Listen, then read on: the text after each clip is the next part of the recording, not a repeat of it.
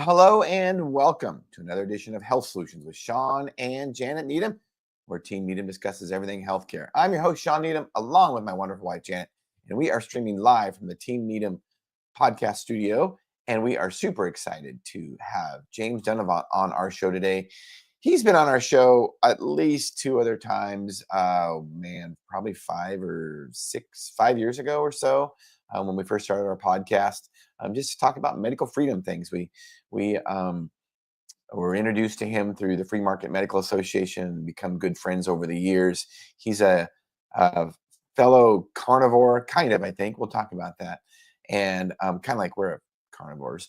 And, he's had a health journey over the last 10 years or so, and we're going to discuss that. So, James, welcome to our show. Hi, good morning. How are you? Doing awesome. So let me stream these pictures here. So here's your most recent picture, and here you were, let's see. This is 2017, you say? Yeah. And then here you are this year. So tell us, how much weight did you lose? And what inspired you to do that?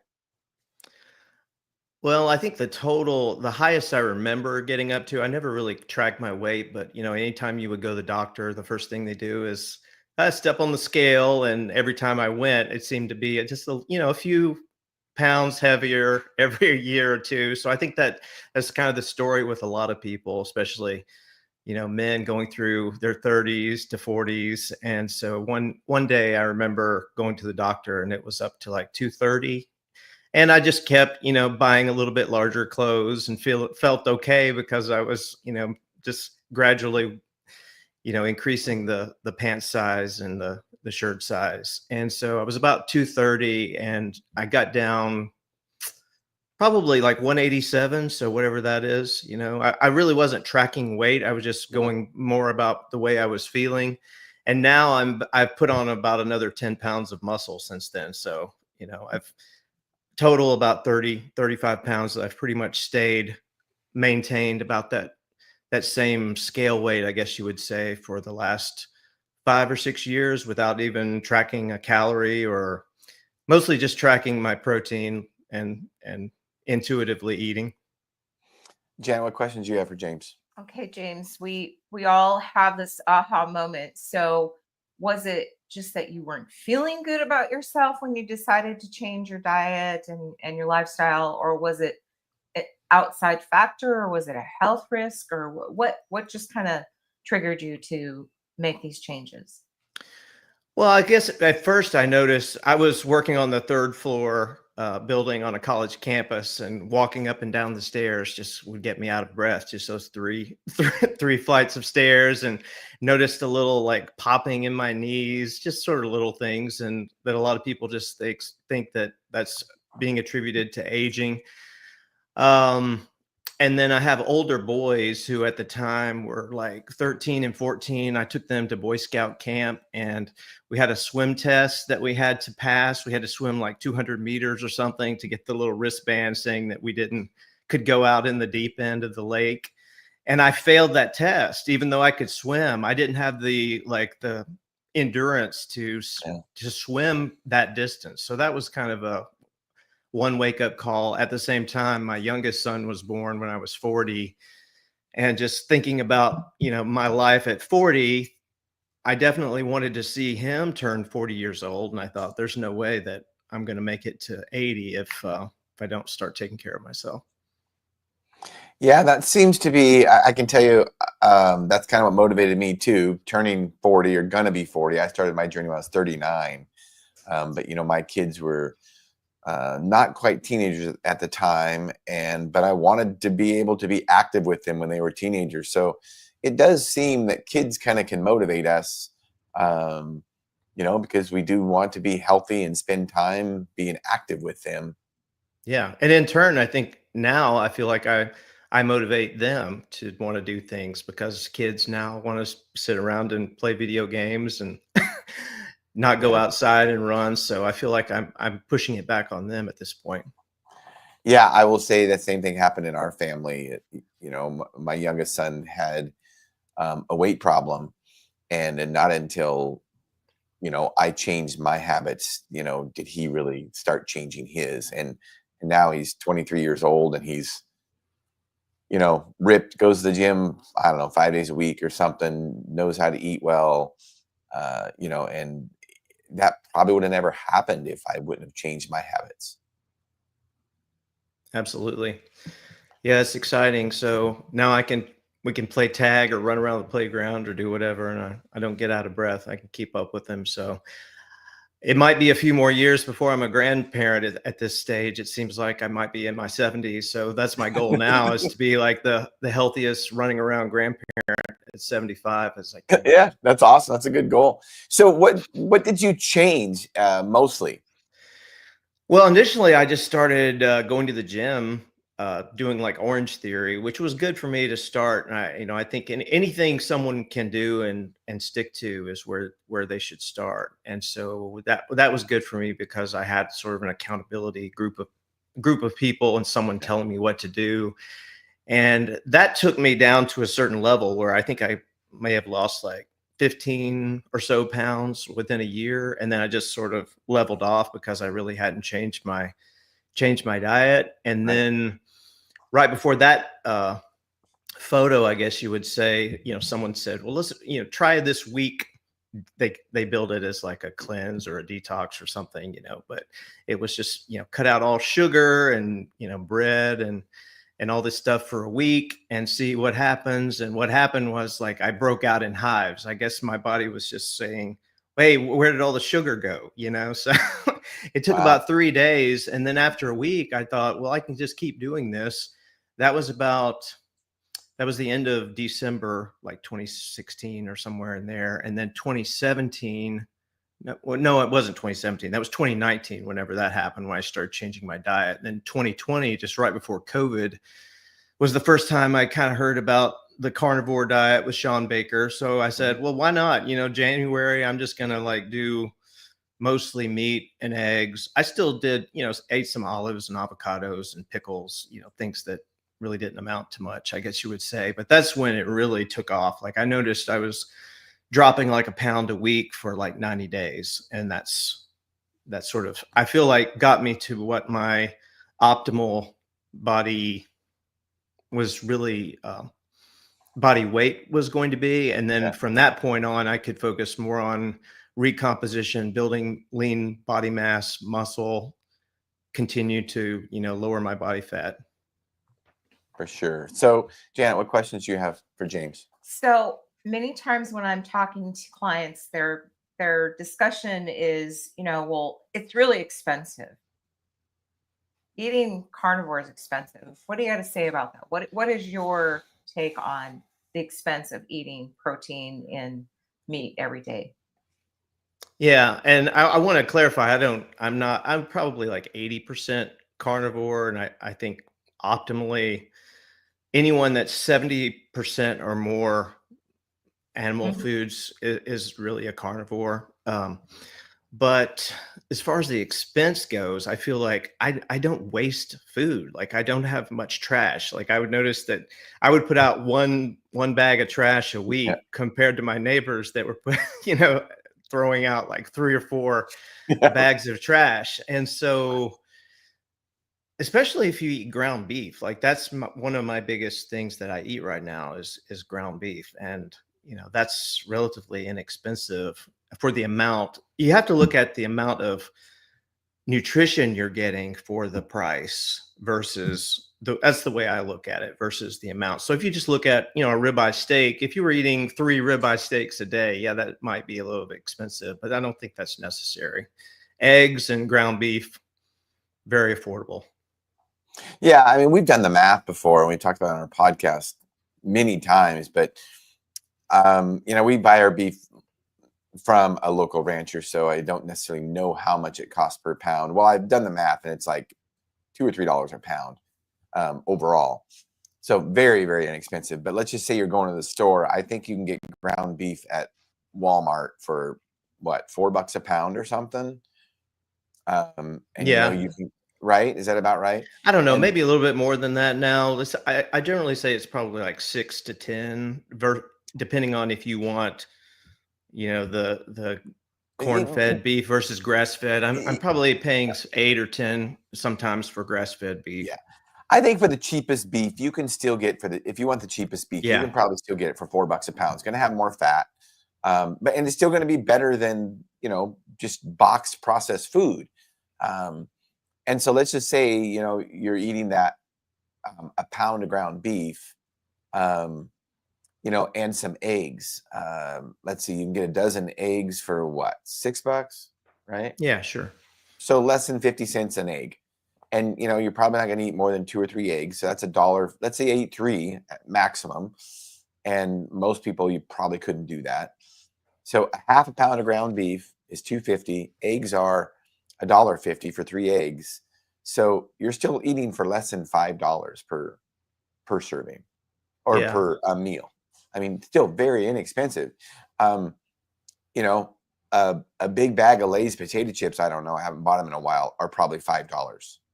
And you can eat them, you could eat that and not be full, right? Yeah, I mean, it's exactly. supposed to think about, but that's what I used to do. Well, and if you think about what the food industry is making the most money off of, it's not ground beef. It's No. the processed carbohydrates. Yeah, exactly. And that's why I think they really want to discourage people from eating a lot of meat, to be honest. Like, it just doesn't make as much money for a lot of people if you're eating whole foods in general, but especially if you're eating, there's only so much profit you can get out of a cow. Yeah, right.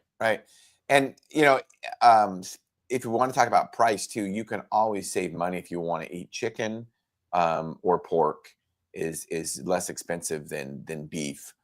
I'm not a big chicken fan. I do like pork.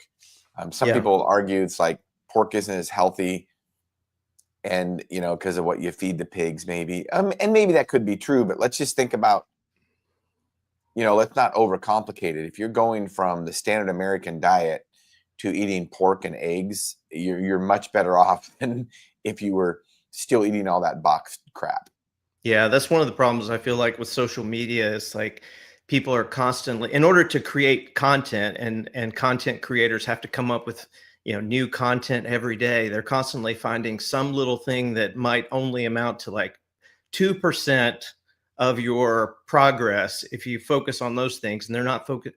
Obviously, the main things that matter are very simple, and you can't create new. I mean, you could, but people would just tune you out because, like, oh yeah, I heard that 1,000 times already. That, you know, eat whole foods, eat your protein. You know, so they have to focus on the 2% of things, like how much linoleic acid is in a pound of pork. Right. Very good point. So have you noticed anything like health markers as far as your overall health? Like when you went into the physician, are you having, you know, are you tracking things like how are you doing overall as far as improving your health? I mean, we can see it physically, but I mean, tell us your journey of that, because some people have different changes as they progress.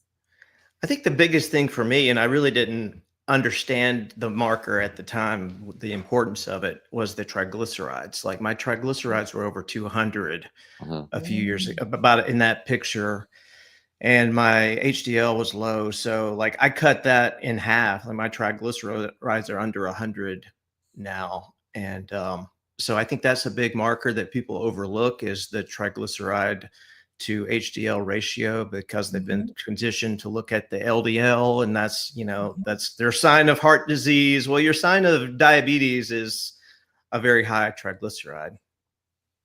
Right. And did your HDL come up? Yeah, it did. Yeah.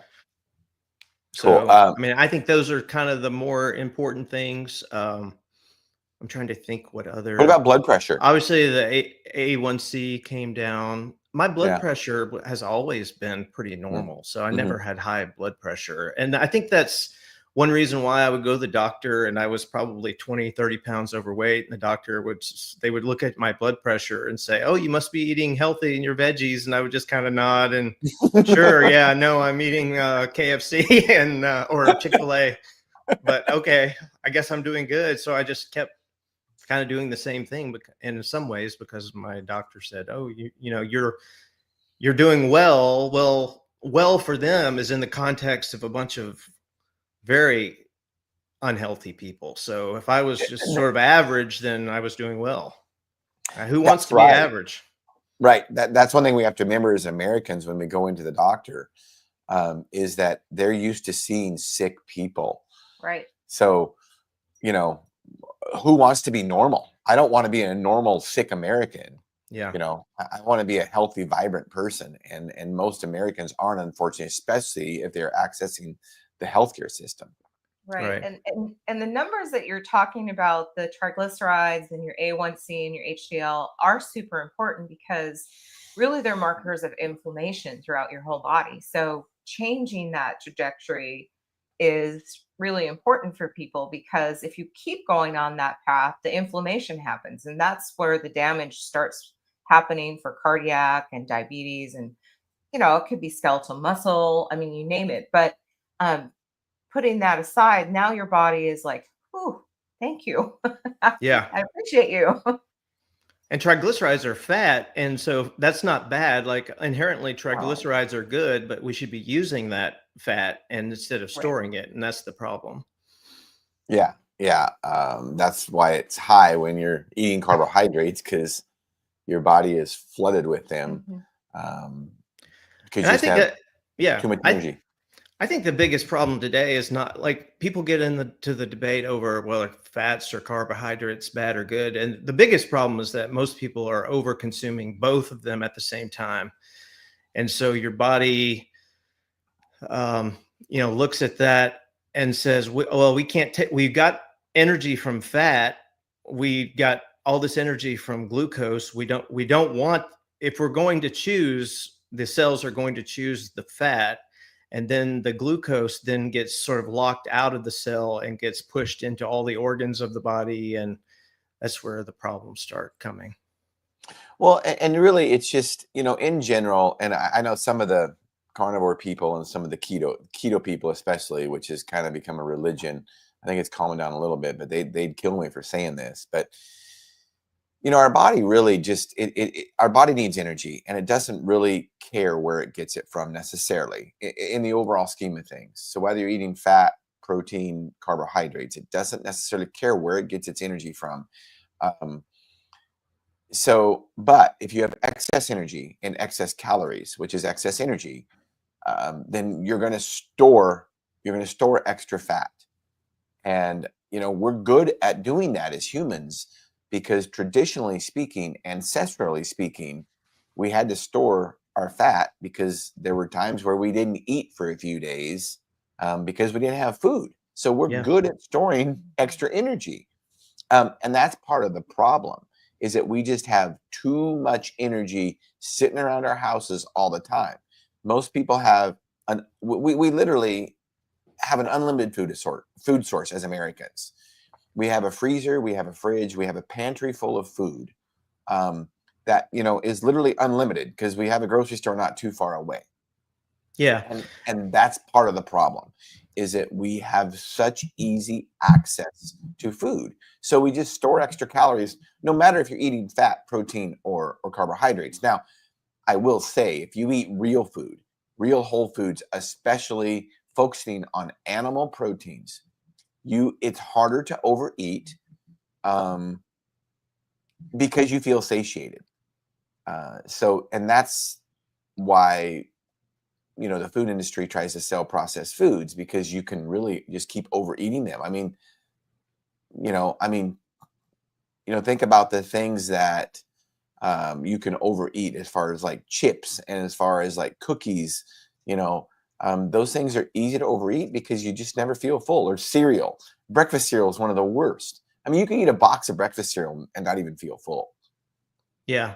I firmly believe in that protein leverage hypothesis, that all animals are eating to get a certain amount of nutrition.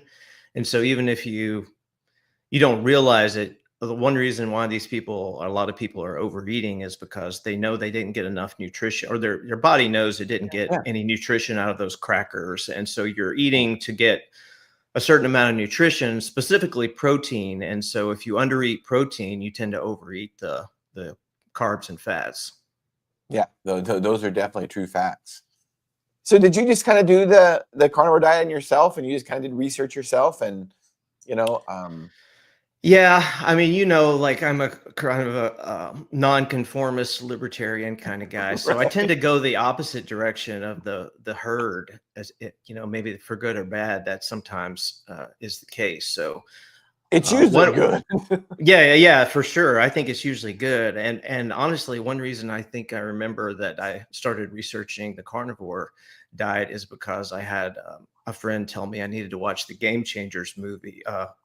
Film, and I watched that Netflix documentary about why you shouldn't eat meat, and Yeah. I thought this is complete propaganda. So I'm going to start digging in to find out all the problems with this. And then the more I researched that, the more I realized that no, ancestrally we evolved.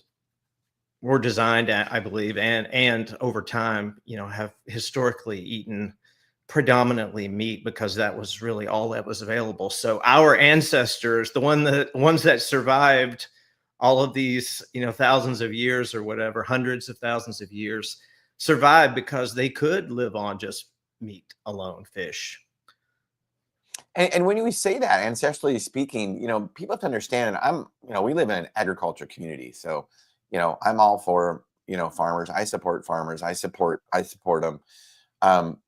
But, 1,000 years ago, I mean, to harvest 10 pounds of potatoes or, you know, um, a pound of berries would take hours.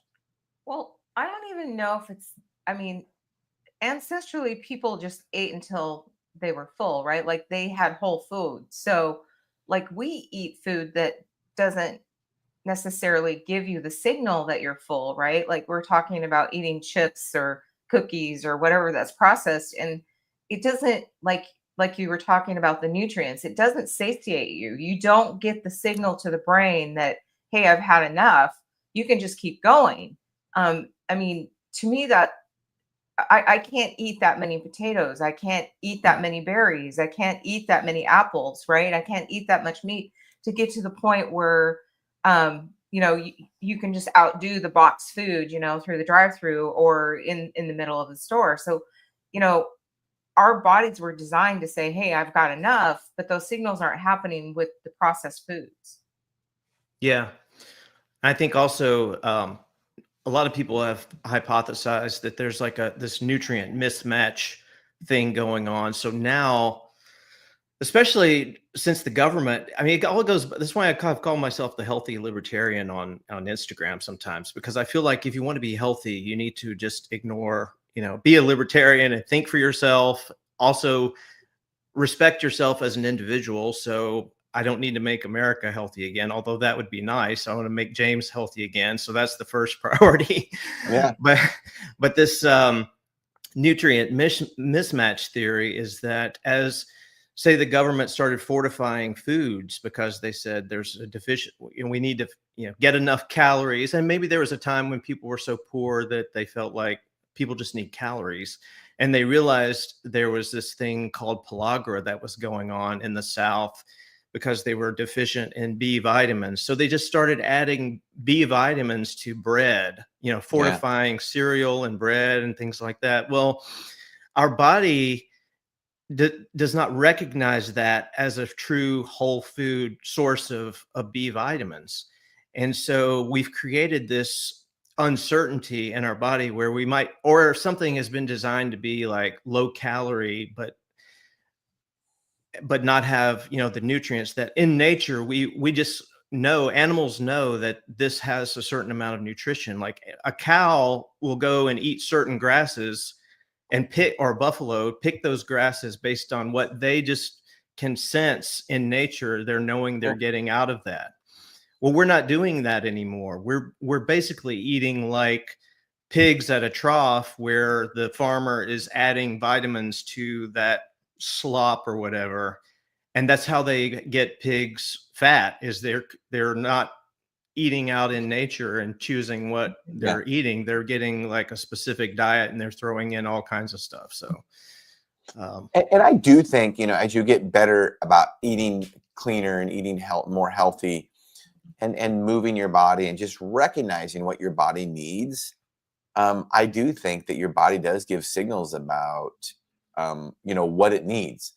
For instance, sometimes I will crave I'll crave fruit, like after a long, bike ride.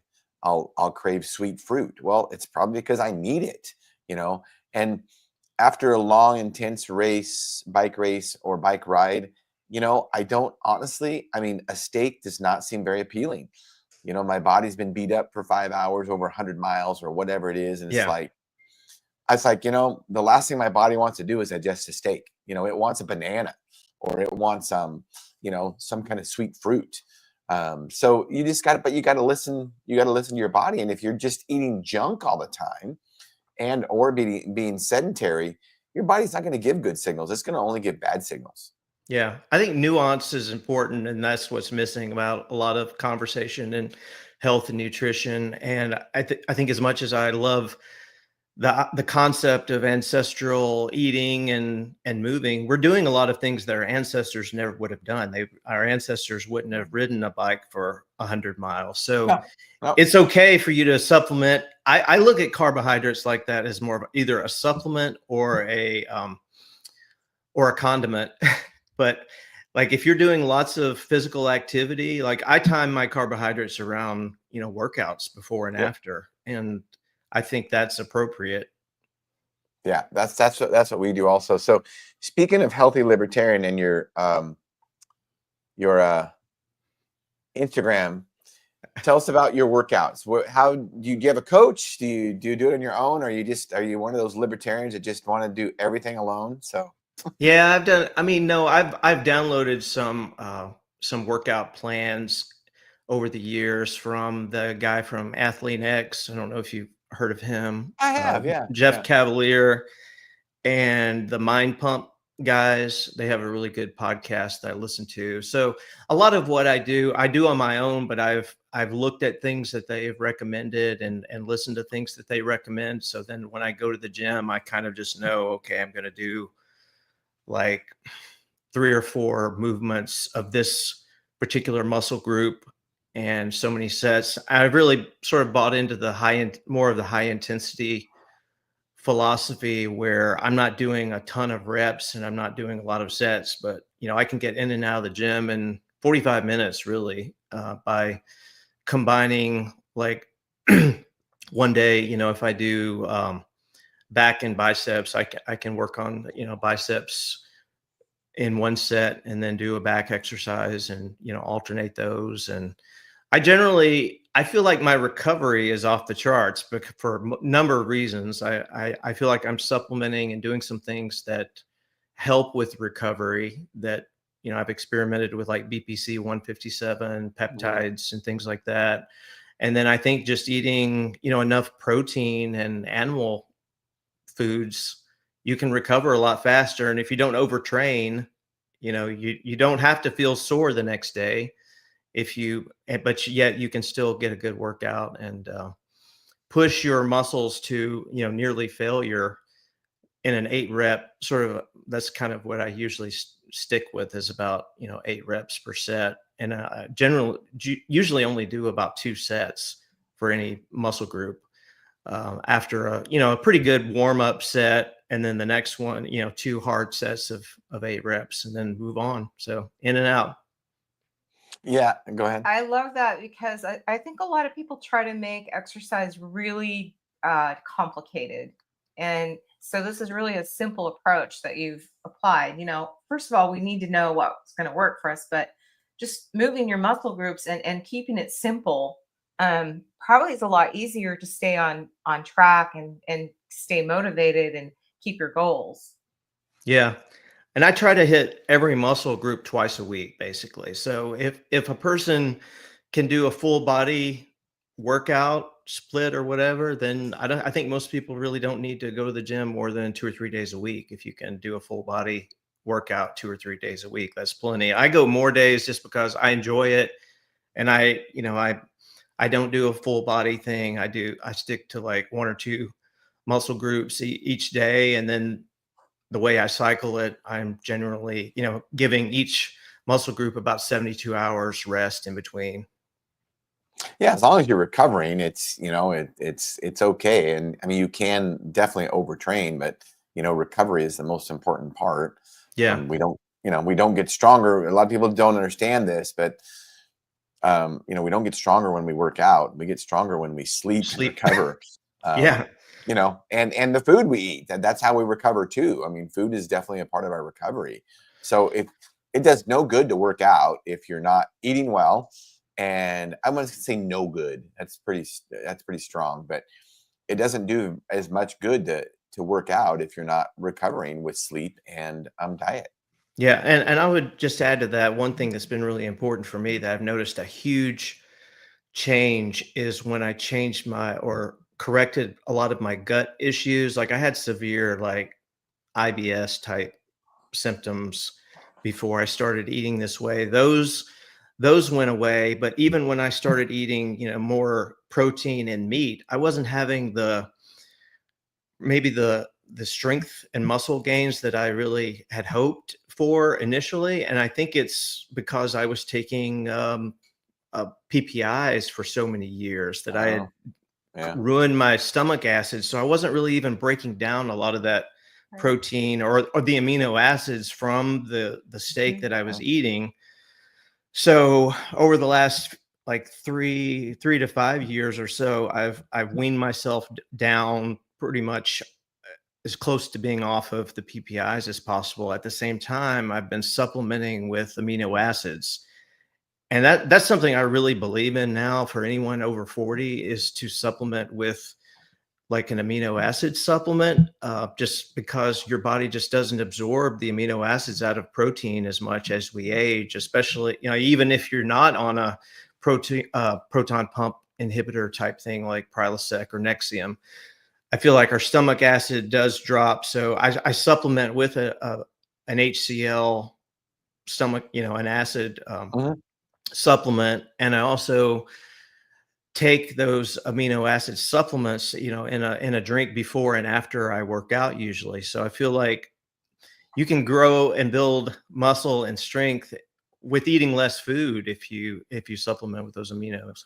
Yeah, there's some truth to that. Yeah, for sure. So what are your goals in the future? I mean, how do you see, your diet changing? How do you see your workouts changing over the next 30 years so you can spend time with when you're 80 and your youngest son is 40? Yeah. Well, one of the guys I've looked up to for quite a few years now is Mark Sisson. I got to meet him at a health conference like a couple of months ago. Like he was kind of the original sort of primal blueprint guy. And his philosophy is that you should, as you age, you should just have fun and look for all the ways to play as long as possible, because that's what we are as humans, is we really just like to play. If you see people in a tribe somewhere, they're laughing and running and playing and stuff. They're not just sitting and watching TV. So like he rides his bike on the beach in Miami, does stand-up paddle boarding. So I think I love going to the gym, but like I just want to find all the opportunities to play with my kids and friends and do hike and climb mountains and do whatever. I went to Angel's Landing in Utah like 2 or 3 years ago and climbed that. And the higher you go, the more you see people kind of drop. They don't literally drop off, thank God, but they just occasionally they do. But you see that like fewer and fewer people keep going, right. And so it was very encouraging to see like a few people that were in their 70s or more that were still climbing to the top when, some people in their 30s and younger would say, nah, I can't keep going. So I want to do more things like that. Yeah, that's awesome. That's awesome. Well, James, thank you for being on our podcast today and sharing your story. You've helped us realize our goal, which is to educate and empower individuals to take charge of their own health. So you've definitely done that. So thank you so much, James. Appreciate you guys. Thank you. And listeners and viewers, thank you for tuning in to Health Solutions with Shawn and Janet Needham. Tune in Monday to our regularly scheduled podcast, 12:30 to 1:30 Pacific Standard Time. Thank you.